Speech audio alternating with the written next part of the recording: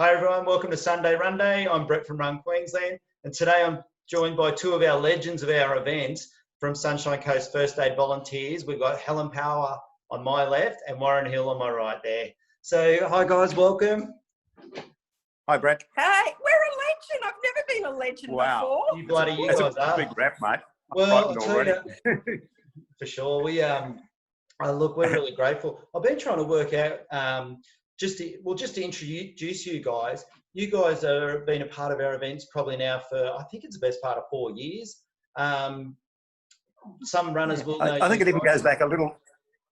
It probably even goes back a little further than that, Brett, because we're part of St. John, and I think one of the first Black Alls up at Mapleton was a St. John event that I was involved in, and Helen was involved in. So we've been around for a little while. So that's 2013. That's 7 years. Yeah. So yeah. Do you guys want to? So we might go off with you guys. You, Helen, first. Do you want to just introduce yourself and kind of your background with first aid, and then we'll flip over to Warren, and then we'll just fire a few questions. There won't be enough time to talk to Warren if I start. You know that by now. Many moons ago, when dinosaurs were roaming the planet, I became an RN, so a registered nurse, but didn't like it much, didn't like the hospitals. I suppose my claim to fame, I was senior first aider at Australia Zoo for 5 years.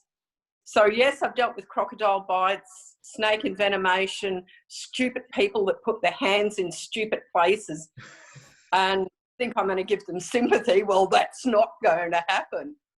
So one that suckered me into doing, becoming a volunteer, he kept going past when I had a vehicle that was marked, and he said, "Oh, you need to come and join our group." No, you need to come and join our group. No, you need to come and join our group. He's very persistent. Everyone thinks I nag, but Warren nags more. Oh. Yes. And I love going and doing the marathons because it's funny. I'll go grocery shopping and everybody will come up and go, "Oh, hello, Helen." Yeah. A clue. "Oh, you took care of me at the marathon." "Oh, now I know." Yeah, I think you're probably the most famous one at the moment, that's for sure. I know that a lot of people mention how good you guys are. We'll just flip over to you, Warren. I know a little bit about your background, but if people at home know a little bit, that'd be great too. Oh, there is some time left after Helen, is there? There is. Oh, great. Are you saying I talk too much? Yeah. My background, pretty much in first aid, goes back to the St. John days. About 20 years ago, I was involved with St. John. Spent a fair bit of time doing first response work with Queensland Ambulance in remote areas, and instrumental with Helen and a few others in kicking off our own charitable group, which is Sunshine Coast First Aid Volunteers. So I've been involved in this for a long time, mate. Yeah, I know that we were working with St. John's and stuff like that, and then we kind of worked in with you guys. And I know that we get a lot of people that comment on how great it is having you guys at the event. And I know that for us, we really appreciate it when you see those people coming into the checkpoints and they're a little bit distressed in that, and you guys just jump into action and sort them for everyone. It's just it takes a lot of pressure off us guys, with around the event. So we really appreciate it. Oh, obviously we enjoy it. We're volunteers. We wouldn't be there if we didn't enjoy it. But without trying to fiddle in your pocket, mate, you guys do a fabulous job. Your organisational skills are first class, the best of just about all these wild events, these different events that we look after. You guys, your planning, your organisation, the competitors, the planning you put into place, and the planning that the competitors put into place before the event just makes it so much more fun for us. We don't get the stuff that we would get where people aren't prepared as well as your events are. And you're so easy to get on with. Yeah, that's it. I think what it is for us that we're really lucky about. Well, not lucky. I think we've got this really great bunch of people who just love being around the runners and the atmosphere and stuff. And everyone brings something to those events that makes one big event. And that's what I think it is that makes it really special. So I've got to just let you know, Helen, I know that you're coming to Rainbow Beach in a few weeks. Oh, Oh my goodness, it's sold out. We've got 499 runners in it. There's loads of people that missed out, unfortunately, but we kind of felt that was always going to happen. It's such a stunning course, I suppose, with all these COVID restrictions and that, which we will have quite a few in place. And obviously, we'll work with you guys as we get closer. You know, we're working in with all the planning and government plans we've got, so we're sort of all over that. So it'll be interesting to see how that goes with so many people, Helen. Oh, it's going to be fun because I know some of them now. Yeah. I think that's a good part of our of us being at your event, Brett, is we get to know people. That it's the same teams. You're consistent, and you talked about the structures that you've got in place. We bump into people at every event doing the same thing. It's that organisation that makes it so much easier for us and so much better for the competitors, mate. Yeah, well, there's a lot. Sorry, mate. You touched on before, you said runners coming into checkpoints and obviously at the finish line. That's where we see our role. We're looking for those specific things. We're looking for signs and symptoms that would suggest to us that someone has maybe just crossed the line and gone a little bit further than they had planned. Yeah. That's our role. Yeah. And there's a bunch of things that we look out for. Obviously, the first thing that we see in a lot of these endurance events or extreme events is, this is in no specific order, but probably is some consistency in it. We see dehydration and heat exhaustion and that. And obviously, a lot of that sort of stuff depends on the conditions of the day. So one of the things we're looking for is those signs or those symptoms that we may see that suggest someone is either dehydrated, they may be suffering from hypoglycemia, low blood sugar levels, or obviously injuries. You know, we see people that have had trips and falls, muscular tendon injury, blisters, bone stress. We're skilled at looking out for that and identifying it, in most cases, before the athlete even approaches us. And in Helen's speak, they don't look right. Yeah. And I think that's one of the things that when you guys were at our event, I really noticed that, because I used to think, what are they doing just standing there looking like that for? And then I'd sort of watch you, and there was a lot of intent with the way that you guys are watching people. And I know we have a lot of fun and all that, but there is those serious moments. And when it kicks into action, it's unreal to watch how you guys, like, you don't kind of baby people, but you bring them back really quick. And I just think it's bloody amazing. One of the questions I was going to ask you, we're looking kind of touched on it, was what do you guys see as the sort of, I guess, three biggest sort of issues or concerns that you would see with runners that sort of stand out for you mostly, I suppose, even at our events? Okay. Well, there's probably more than three, but Oh, hang on. We have a list. Yeah. Why don't we run through a few of those then, Helen? That'd be great. Well, the first one I mentioned is dehydration and heat exhaustion. You know, depending on the conditions of the day, your competitors are well drilled on making sure they stay hydrated. Hydration is a big issue, especially with those longer distance endurance events.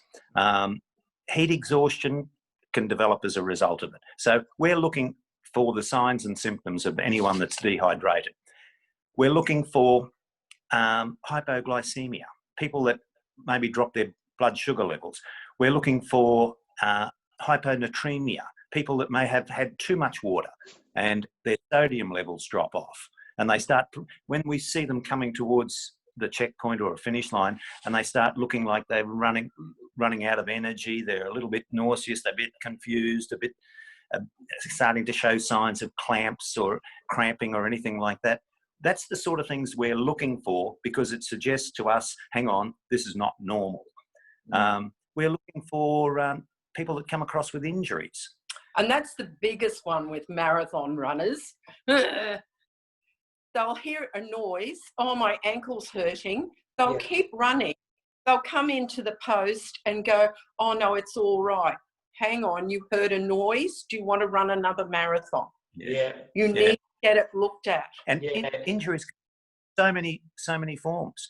There can be a pre-existing condition that someone has masked by taking some paracetamol or some ibuprofen. They go out and this stuff starts to wear off, and they cause that pre-existing injury some pain. So that's easy to see. If someone starts limping across the line, you know they've got a sore leg or something's wrong. And we're skilled at identifying that. Bone stress is another one. Knees and fib stresses, shin splints, that sort of thing. We're constantly on the lookout for that. And when you say we stand around, if we see somebody that's not presenting as we would expect, they're not coming across the finish line with a smile and elated, hang on, there's something not quite right. So we'll just drag them aside and try and sort it out pretty quickly. And we had one of those, the 24-hour one, that didn't come across the line as he normally did. Yeah. He came across the line, and Helen talked about it later. He was probably suffering from a condition called hyponatremia. That's when sodium levels drop right off. And they come across, they've got no energy, they're lethargic, they're confused, they've got muscle cramps, and their blood pressure levels drop. So as they come across the line, we're looking for that, and we'll get them aside. And I love the way you guys have, potatoes and loaded with salt and chips loaded with salt. That's what I was actually going to say. I'd be surprised if they go the one where they low on the sugar. I mean, the amount of watermelon and Coke that gets bloody downed. We don't. It's rare that we see people with hypoglycemia, which is low blood sugar levels, but we often see with hyponatremia, which is low sodium levels. So you burn a lot of fluid, and when I don't know if my face looked a bit weird then. As we're talking, I've just got a massive cramp in my hamstring. Can you believe that? Oh, it's killing me. It's locked up. I'm glad you told me it was a cramp in the hamstring, mate. The positioning. And being the caring person I am, for God's sake, suck it up. We're really talking about cramps and stuff. Here I go. Got one of me back. Get some magnesium and some sodium, mate. Mate, just a quick question. I don't know if one of you guys can answer this. You were just talking, and I've been told that during races, don't ever take ibuprofen before you don't touch that stuff, because it can have a really detrimental effect on your kidneys. Apart from the clinical side of it, which is the kidney, why are you taking ibuprofen? What are you trying to hide? What are you trying to tell your body to forget about? You're only masking a condition. Don't do that. Because if you mask it, you can obviously add further injury, and then there's a clinical, because of where it metabolizes through the kidneys and that, and you can end up with some problems later on. So don't do it. Yeah, I know that's it's not worth it. Don't mask a condition. And as long as people feel happy to come and chat to us, I'd rather they chat and waste our time than get in the car and try to drive home and be worried about it. Yeah, I know we've had people that stay after the event for a little bit. And that's another thing I would say to any runner, that especially like at the Blackall 100, where usually it's warm, is if you're not feeling right, come and see you guys. That's what you're there for. And spend that extra few minutes just to get yourself right and get looked at, and don't risk anything further, because, there's another day to run. You know what I mean? It's going to be there again. Well, the Black is a classic because you run day night, and you can run in 25, 30 degree temperatures during the day, and it can, if it's a little bit misty like it was last year, those temperatures can drop pretty overnight. So you're running in different conditions, and that should be part of every athlete's running plan. The race has to take into consideration what's the course like, what are the conditions on the course, what's the weather going to do to us, what adjustments do I need to make as an athlete because of the course or the conditions during the event. It's definitely worth a think with that sort of stuff, isn't it? And that medical sheet you have for us now with everybody's name and their race number is just brilliant. So everybody's got to get on board and make sure they give their medical history. So if they go unconscious, we know a bit of history about them. Particularly if there's something pre-existing. That's a really important point, Helen. The other thing I'd like to say on that is, if anyone's watching this, needing beer at a checkpoint is not a medical condition. So please don't write that anymore. It might be fun and all that, but Helen will supply it if you need it. So don't worry about that. But it'll be all gone. Oh, yeah, sorry. Yeah, sorry. No, Helen, that's finished. Yeah, so it is really important to take that a little bit serious, because there is a serious part of the event. And if you have got an underlying condition, it makes such a big difference for you guys to know that, doesn't it? Particularly those respiratory or cardiac conditions. Someone has asthma, we need to know. Someone has an allergy to something, we need to know. Someone has a cardiac condition, we really need to know, because we don't want to go and start treating something when there's a pre-existing condition and it may be contraindicated. Because last year at Runday Beach, we tracked a couple of people down when we saw the sheet, and we chased them down before they started and introduced ourselves to them. Yeah. And we did have one go over on the at the finish line, but we knew what it was. Oh, that's right. Yeah, I remember that. Yeah. Of course, we'd spoken before they started the run. Yeah. We knew could happen, and the daughter informed us more what might happen, and we were prepared for it, and it did happen. So we didn't stress. We didn't ring an ambulance. It was good. So at Rainbow then, Helen, would you recommend, if anyone's got any sort of condition that we're talking about there, to come and say hi to you guys and get acquainted? Would you recommend that? Yeah, well and truly, because we can then go, okay, what do you do? What would you like us to do? Yeah. Doesn't go against our guidelines. We'll go down the track that they want us to do. Yeah. And we'll just make of it. And because then you've got all details of next of kin. Yeah. Ooh. So, if we get someone unconscious, and we need to know next of kin and stuff like that. But if we chat to people beforehand, makes life so much easier, and we then get to meet a whole pile of new people. Hey, we're making it sound really scary to come and do these big long runs, aren't we? Next of kin. Actually, I have an issue. I have a thing called a car. Yeah. And I can do distance in that vehicle rather than run. That we get a lot of that sort of stuff, us long runners, that's for sure. One of the other questions I was going to ask, and I felt with you guys being a voluntary organisation, are you guys looking for people to volunteer? If they want to get involved, can they get involved with you guys? Well and truly. Absolutely. And they don't have to be a brilliant first aider. We'll improve their skills. Yeah. But we've got one girl that's an ex-English teacher. So she'll come on a duty, and her role is to do paperwork. Yeah. But she's good at it. So we'll find what people are really good at. Yeah. And use skills. And it might be someone's good at taking care of Facebook, or good at being the treasurer. Yeah. We'll suck them dry. That sounds awful. So if they're looking to get in contact with you guys, what's the best way to do it? Probably the best way is email us at our basically bookings at SCFAB. Bookings, BOOKINGS, at SCFAB, which is an acronym for Sunshine Coast First Aid Volunteers.com.au. And you've also got a Facebook page too, because I've been on that, so they could message through there too. So we can put that link in the description for YouTube. Yeah. The other one too, Helen, I wanted to ask was, you also run first aid courses. Sure do. And is that separate to Sunshine Coast First Aid Volunteers? And if it is, how do we get involved with that, and how do they get in contact? Oh, they can always keep it simple. They can get through Sunshine Coast First Aid Volunteers rather than 2 numbers, and just flick they need a first aid course done, and I'll get onto it.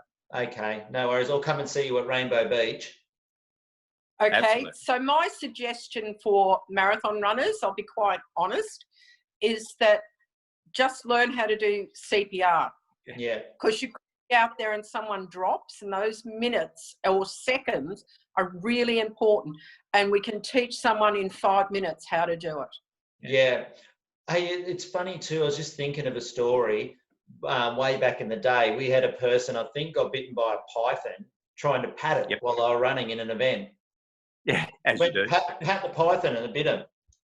So they survived though. So I was thinking about funny things people do. So, but just touching on that, we've got a lot of venomous snakes in this part of the world. It's supposed to be so scary. No more scary stuff. If somebody was bitten by a snake, and a python is obviously not venomous, but if somebody was bitten by a snake, the first thing that we would want them to do is stay exactly where they are, not move, because that venom actually moves around the lymphatic system by muscle movement. So don't go running back to the start-finish line. Stay where you are. And I was told another thing about snake bites, you'd never wash the area that you were bitten on. No. You bandage it straight away, because otherwise you wash the venom off and it's harder to identify what antivenin you might need. Well, the antivenin now covers one antivenin covers most of the dangerous snakes that we've got. So it's less critical today. But don't go moving those muscles, because you'll move the venom around the system. And as you said, put a compression bandage on it and just wait where you are. Yeah, we have that information on our website. So yeah. And if you're dealing with someone, if you've got someone with you that's not real good, the old kiss and cuddle does a lot of good. Well, you guys dish those out. But it's all about being supportive, not giving too much sympathy, because sympathy can make a situation worse. Just, we're getting your help, mate. What can I do for you? I'm going to stay here with you. Yeah. I'd probably prefer to call it rest and reassurance rather than kiss and cuddle. I think that's one thing with the trail running community. I do know that there is that element of where people will wait for people, and there's some really nice moments where you can watch people, like, I can think of quite a few, especially I think it's the night run at Biwa. That usually is. Yeah. That's funny, because you would think that would be one of the least amount of dramas being a night run, but it's probably the biggest one out of all of them. That interests me, and I think it's probably, I don't know if it's the humidity in February or whatever it is, but that always seems to have fun and games, that one.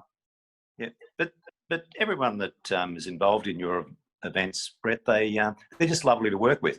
And you talk about BOR at night. The last time we were at BOR, we had an incident at the base of, halfway down into the dungeon, and the runners really didn't help. They pretty much got the person out. We put them on a stretcher and we had to carry them out, but there's only 2 of us there. We can't carry someone out of the dungeon on a stretcher with all of our gear.